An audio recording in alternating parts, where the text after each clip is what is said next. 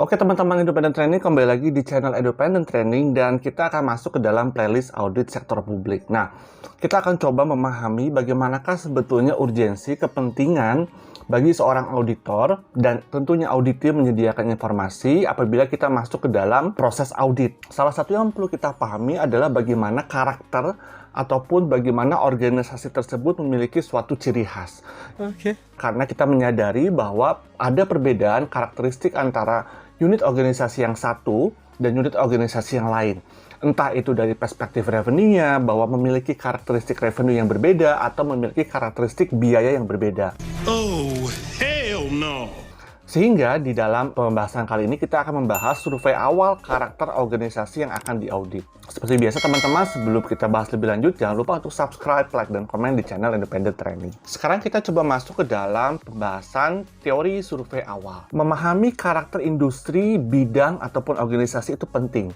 Yang pertama adalah agar mengembangkan harapan atas laporan keuangan. Kita bisa memiliki suatu ekspektasi atas laporan keuangan yang akan kita audit, dan hasilnya apabila kita memahami karakteristik industri. Karena kembali lagi bahwa laporan keuangan itu memiliki ciri khas yang menempel pada setiap organisasi yang berbeda-beda. Yang kedua adalah pengaruh industri terhadap sistem informasi. Kita menyadari bahwa perkembangan sistem informasi ini begitu masif, artinya ada beberapa organisasi yang terdampak, ada beberapa bidang yang terdampak, ada beberapa industri yang terdampak akibat sistem informasi yang masif ini, atau ada yang memang masih mempertahankan konvensionalitasnya. Itu yang menyebabkan kembali lagi bahwa sistem informasi itu menjadi tailored berbeda antara industri yang satu dengan industri yang lain. Itu sebabnya kita perlu memahami industri ataupun bidang organisasi yang akan kita audit. Yang kedua adalah pentingnya adalah bahwa kita nanti akan menurunkan auditor yang memang memahami sistem informasi. Ya, kita akan memperbanyak jumlah auditor yang memang bisa melakukan audit atas sistem informasi. Nah, ini penting sekali yang poin kedua ini, mengapa pengaruh industri terhadap sistem informasi?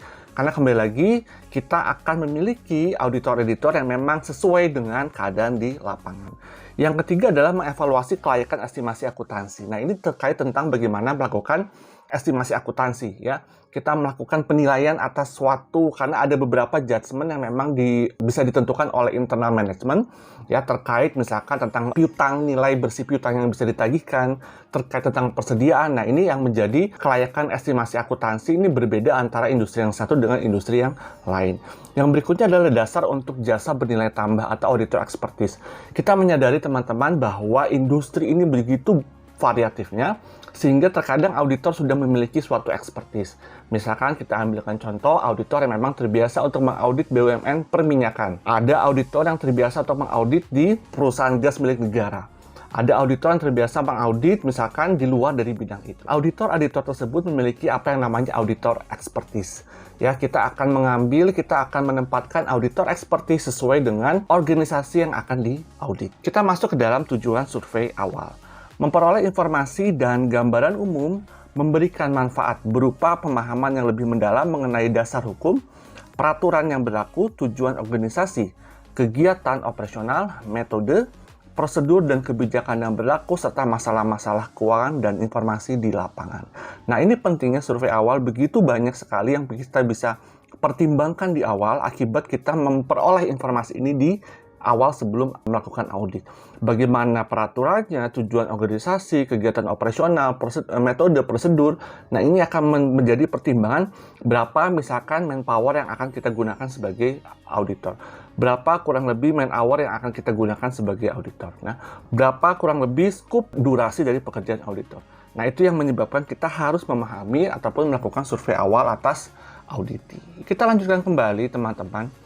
Objek survei awal, auditor memiliki dua kewajiban. Pertama adalah memahami hubungan eksternal.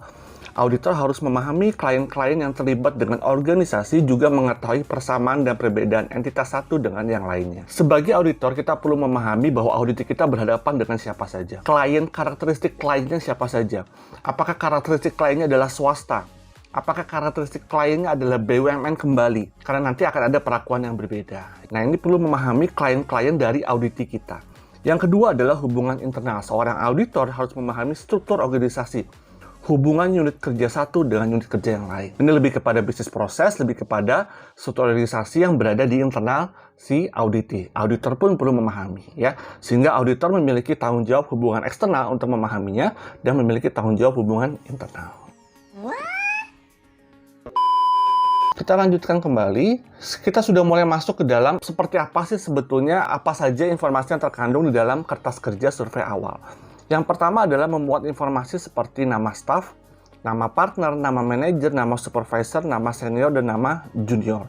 Ini masuk ke dalam kertas kerja dari sisi auditor, ya. Ada nama partnernya, nama manajernya, nama supervisor, nama senior, dan nama junior. Biasa kalau dalam auditor dia memiliki layer-layer mulai dari partner sampai dengan junior. Waktu pemeriksaan, dimulainya pemeriksaan, lama waktu pemeriksaan, deadline, dan anggaran.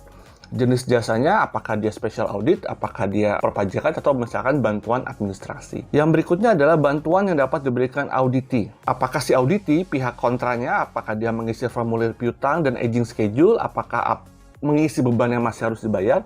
Nah, itu kita cantumkan juga di dalam kertas kerja survei awal.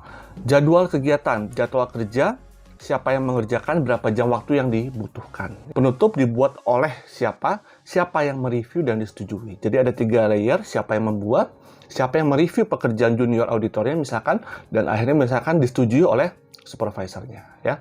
Misalkan dibuat oleh junior, direview oleh senior, dan disetujui oleh supervisor. Nah, itu kurang lebih konten dari kertas kerja survei awal. Kita juga perlu memahami terkait tentang regulasi yang terkait. Artinya kita perlu mengetahui pada saat ada suatu organisasi, ada lingkungan hukum yang berada di sekitar organisasi tersebut untuk mengatur. Misalkan industri, tadi kita sebut industri perminyakan memiliki spesifik regulasi di bidang perminyakan yang harus kita pahami. Kemudian misalkan apabila terkait tentang gas, kita akan memahami bahwa ini adalah memiliki regulasi yang berbeda juga. Oh, bagaimana kalau tentang jasa transportasi? Tentunya akan ada regulasi yang terkait juga. Nah, ini kita perlu memahami. Dokumen pelaporan dan perencanaan dari organisasi yang akan diaudit, kita perlu memahami juga apa yang menjadi pelaporan dan perencanaan dari organisasi yang akan diaudit, karena kita tahu sekali bahwa perusahaan tidak mungkin berjalan seperti as it is, pasti dia akan melakukan apa yang namanya planning ataupun perencanaan. Ya, biasa mungkin tercermin di dalam anggaran.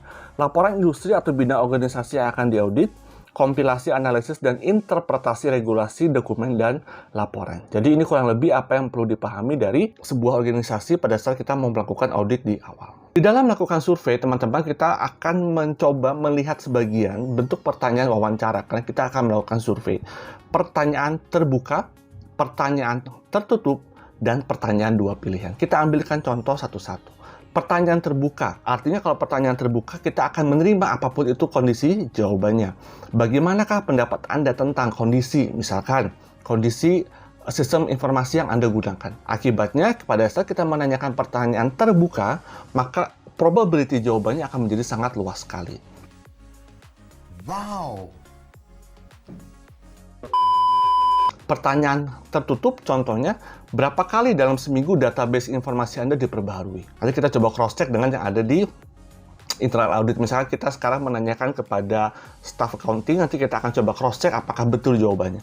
Jadi ini adalah bentuk dari pertanyaan tertutup. Pertanyaan 2 pilihan, contohnya, setuju atau tidak bahwa pelayanan online tidak begitu aman, misalkan seperti itu. Jadi ini adalah bentuk-bentuk pertanyaan wawancara, ada pertanyaan terbuka, pertanyaan tertutup, pertanyaan 2 pilihan. Pelaksanaan survei awal karakter industri, penyelidikan awal, ya, mereview atas kerja audit terdahulu.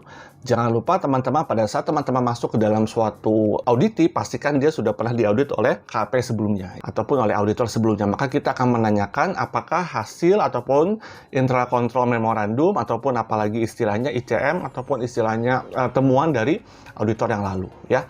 Itu adalah penyelidikan awal dan itu menjadi pegangan kita untuk saat ini bekerja.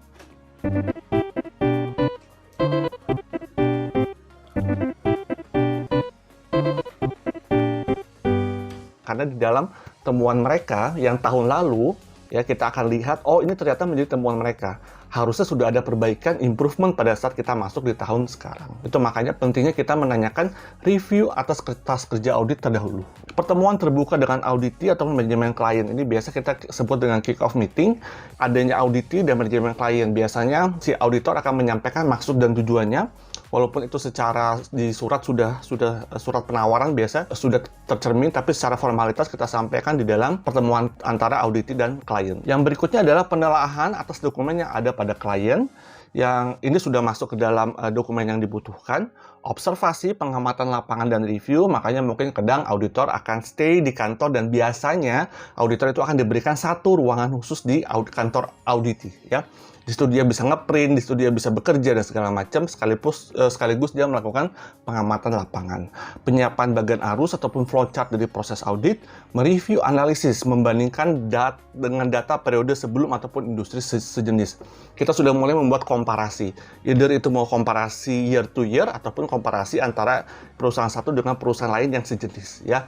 Karena kita akan melihat apakah industri yang kita ataupun perusahaan yang kita audit dia bergerak seiring dengan jalannya industri atau dia memiliki pattern yang berbeda. Kalau sampai ada pattern yang berbeda, pertanyaannya adalah why. Pembuatan laporan survei, masalah yang perlu ditindaklanjuti, dan informasi temuan audit. Ini kurang lebih pelaksanaan survei awal dari karakter industri, teman-teman. Ada 7 item, kita juga sudah membahas bentuk dari pertanyaan, ada pertanyaan terbuka, tertutup, dan pertanyaan dengan 2 pilihan. Dan di awal tadi kita juga sudah membahas urgensi mengapa kita perlu untuk mempelajari regulasi terkait metode, prosedur dari industri ataupun organisasi yang akan kita audit. Itu dia teman-teman konten kita kali ini terkait tentang pelaksanaan survei awal karakter industri secara teori. Ya, semoga bermanfaat. Stay terus di channel Independent Training.